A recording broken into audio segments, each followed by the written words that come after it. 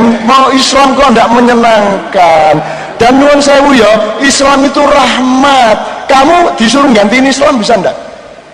Islam ki ono dzalikal kitabul la raiba fihi hudal lil muttaqin.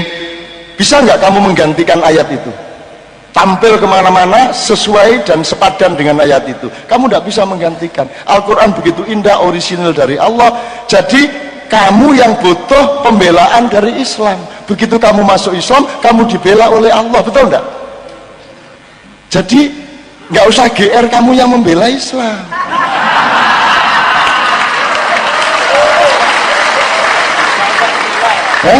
Loh, saya tidak mengatakan Islam tidak perlu dibela. Yang lebih perlu dibela itu kamu.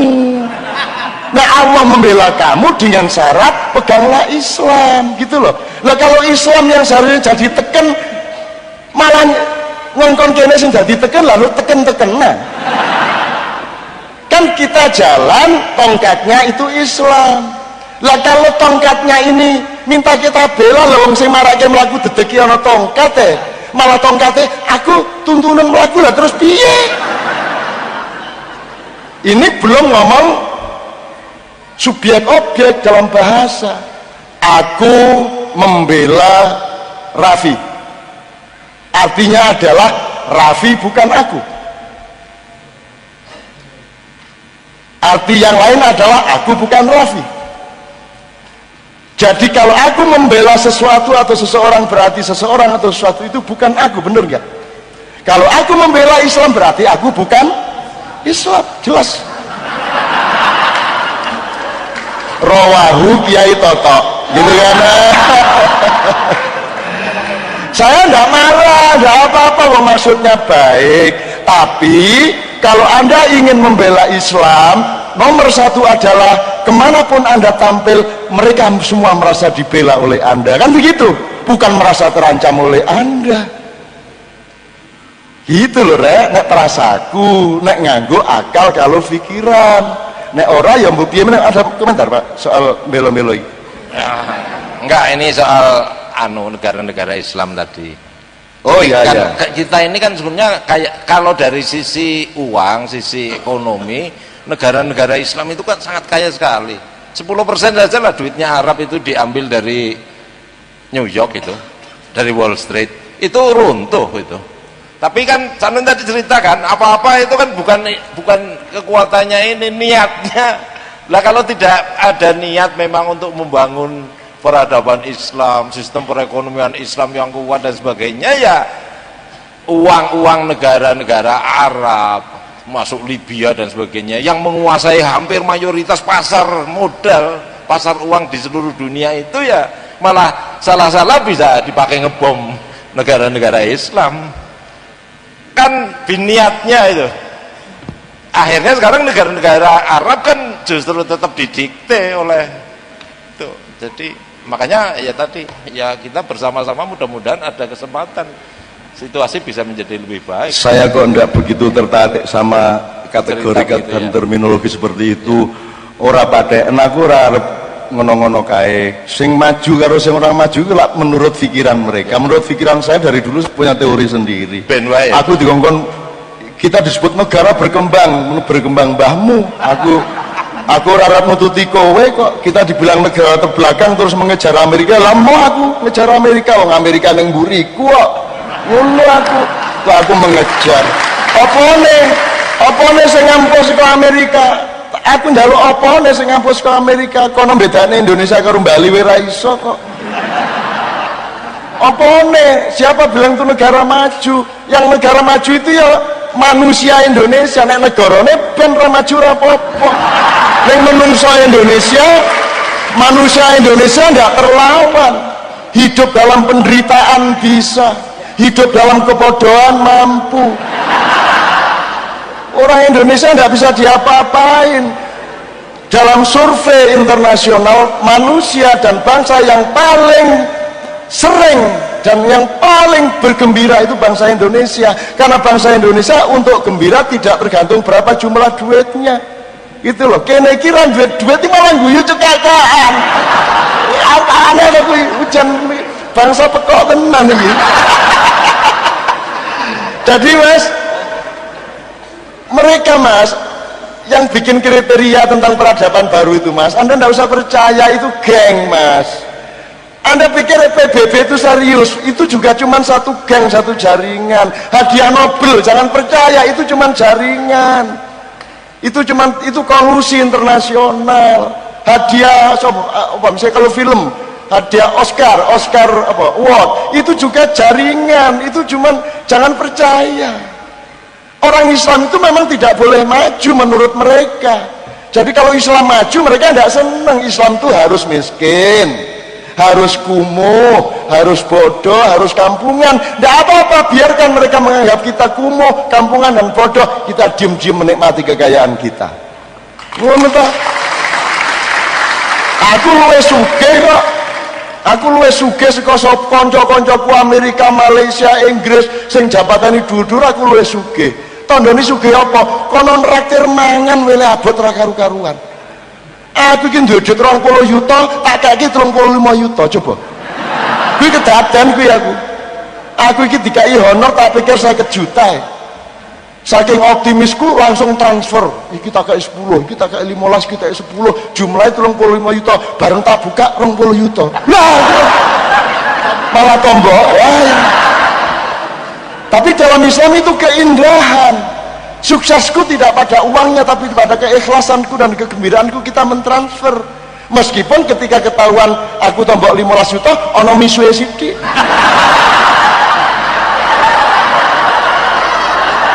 Loh, nek ora ono misue sithik berarti aku dudu menungso normal.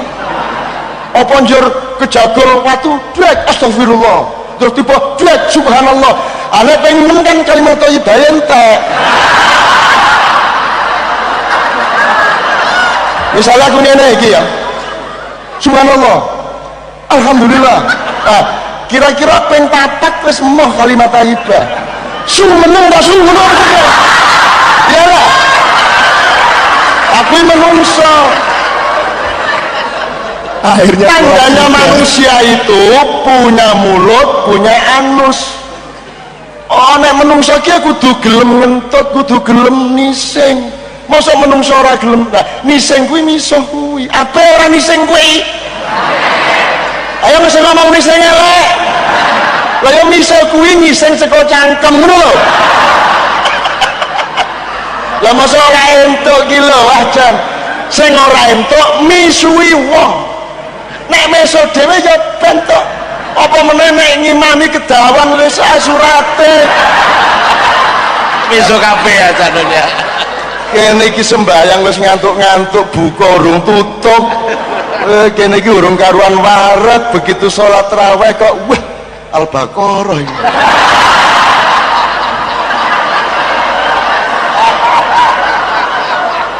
Terus berharap kira-kira seayat wae. Alladzina yu'minuna billahi wa yuqimuna sholata wa mimma hum yunfikun. Allahu akbar.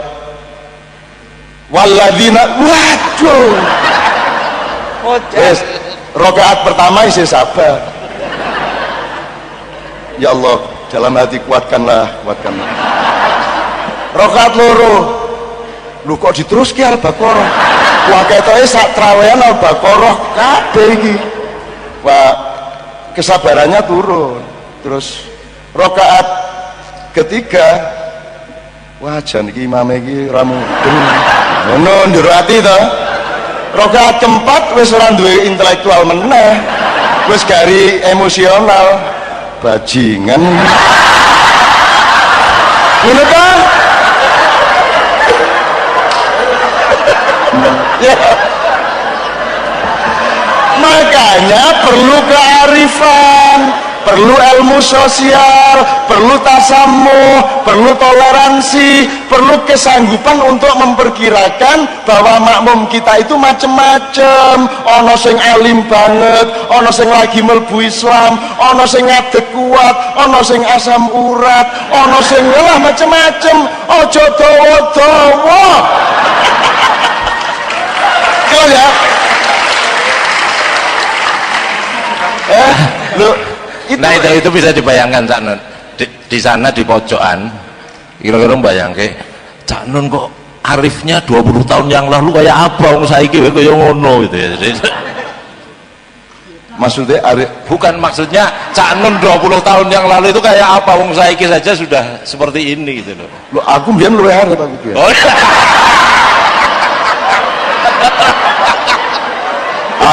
aku angger jam-jam 10 munggah mesti karo Arif ning Malioboro kono kae. Ono Arif Susilo, ono Arif. Nah, oke. Saya kearifan sama kealiman tolong dipelajari dong. Dipelajari. Wong alim, wong arif ono bedane. Taklim, makrifat ono bedane. Majelis taklim ki majelis taklim. Kalau majelis taklim itu sinau bareng, rembuk itu taklim, ya. Tapi kalau majelis taklim yang ada sekarang itu bukan taklim, itu ceret, ngecuri cangkem mangap, kan begitu. Seharusnya diskusi dan ada agenda meningkatkan ilmu bersama-sama, itu majelis taklim. Kalau ada wiritannya, ada istighosah, namanya ta'rif, karena yang dicapai bukan ilmun tapi ma'rifatun, irfan, ngono. Ono kabeh iki 10 menit lagi nih.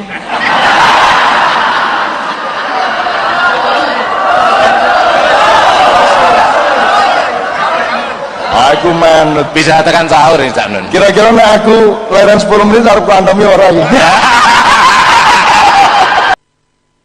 Geografisine salah. Nek santri karo abangan isih lumayan, nek santri karo abangan ono karo priyayi kuwi lak padha karo wit kelapa karo godhong karo woh. Lha piye kuwi? Nek wit kelapa kan karo jambu karo trembesi ngono kuwi. Lah kowe iki salah barang ngger barat kok nut kuwi lho. Gitu lho. Mulane golek dhewe. Sekolah sampai lulus tujuannya nyenengke ibumu karo bapakmu. Ngono. Perkara ilmu aja percaya karo dosenmu.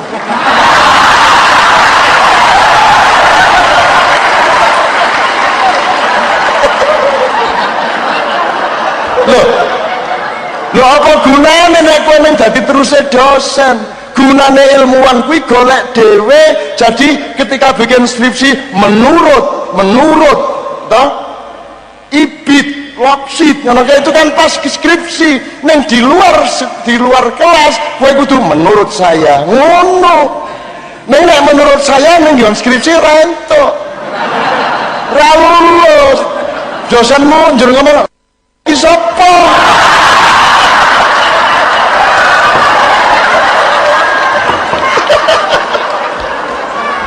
Gitu ya teman sekalian ya. Mudah-mudahan ini membuat kita berpikir lebih jernih. Terakhir sekali yang soal Tuhan bikin agama kok pertama ada kalimatnya Tuhan kan bikin agama banyak, itu saya tidak setuju. Tuhan satu bikin agama satu. Ya. Kapan-kapan kita omongkan. Kok banyak direvisi gitu kan? Ya Tuhan kan memang tidak pernah sempurna dia. Jadi dia keliru-keliru terus bikin amandemen sendiri gitu kan. Piye karepmu piye?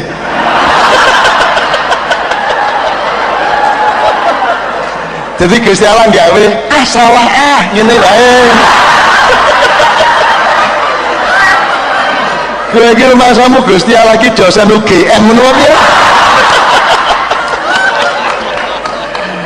Jadi menurut saya premis dasarnya adalah Allah itu tan kino yang ngopo tan keno kiniro laisa kamitsli syai'un, dia maha benar.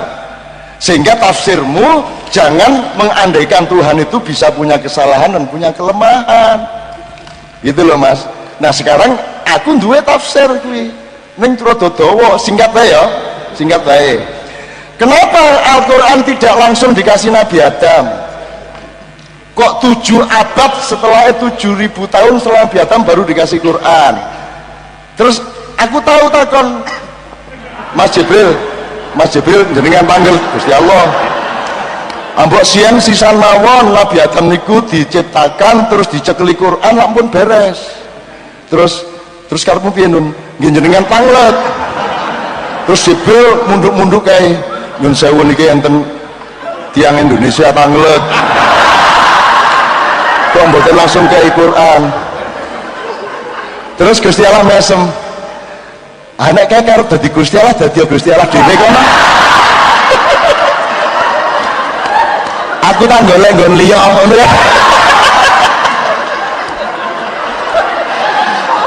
Gusti Allah ditakoni, ayo sakarepe arep revisi arep biasi ben sakarepku lah Gusti Allah kowe apa piye. Gusti Allah kudu mempertahankan argumentasi. Iya aneh. Aku iki promotor Gusti Allah ngono piye? Jur Allah, kenapa agama kok direvisi? Wah nyun sewu.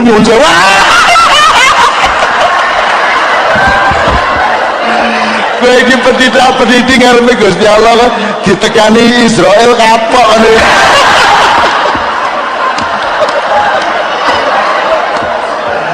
Oke, nanti datang ke Maia ada penjelasannya. Hubungannya sama umurnya Nabi Adam, umurnya Nabi Nuh, sekian generasi dibikin umurnya sekian, badannya sebesar apa, ada hubungannya dengan proses penelitian manusia untuk menemukan Allahnya, karena ada perjanjian sebelum dilahirkan. Kemudian Allah mulai ngasih mushaf, sobekan informasi sejak Nabi Ibrahim. Kemudian sampai kepada Allah ngasih beberapa resep dan komandemen.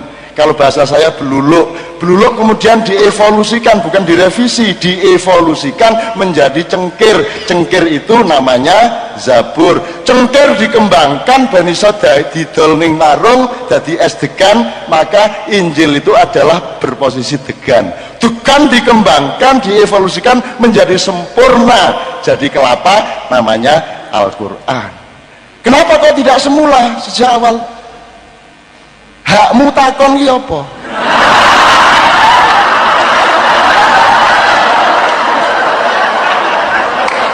Kecuali nek kowe karo Gusti Allah ki joint venture. Gusti Allah ki rekanan kerja dalam menciptakan alam semesta dan manusia. Njur kowe soalnya kowe kowe pas studi banding nanti Gusti Allah gawe dhewe kae. Terus loh, kok ndak langsung adam, kok baru ini ya? Kuwi ento. Nek kowe baru lah kowe iki gawe brengosmu dhewe ora iso. Kowe iki nek kudune sing nahan ora iso kok. Enggak punya kuasa atas sendiri. Nyemengke sawene aku dialog karo intelektual cerdas tenan wis. Nganti barang lah. Sampai akhirnya Quran sudah menjadi buku manual untuk umat manusia, sempurna, lengkap, ada sabutnya, ada batoknya, ada buah yang bisa diparut jadi santan, ada udah sempurna. Akhirnya umat Islam terbelah-belah menjadi ada yang Islam aliran sabut, Islam aliran batok, Islam aliran degan, Islam aliran parut, Islam aliran santen, Islam aliran belarak, Islam aliran janur. Wow, kayak banget. Sing janur itu sing bener. Dari bahasa Arab ja'an nur.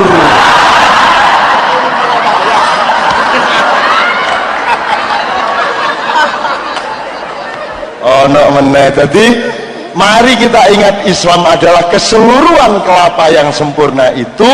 Bagi yang suka batok rasa ngenyek degane, yang suka sabut ndak usah mengharam-haramkan sabutnya. Mari kita bekerja sama husnudzon satu sama lain, bareng-bareng menciptakan fungsi kelapa yang selengkap-lengkapnya gitu loh. Oke.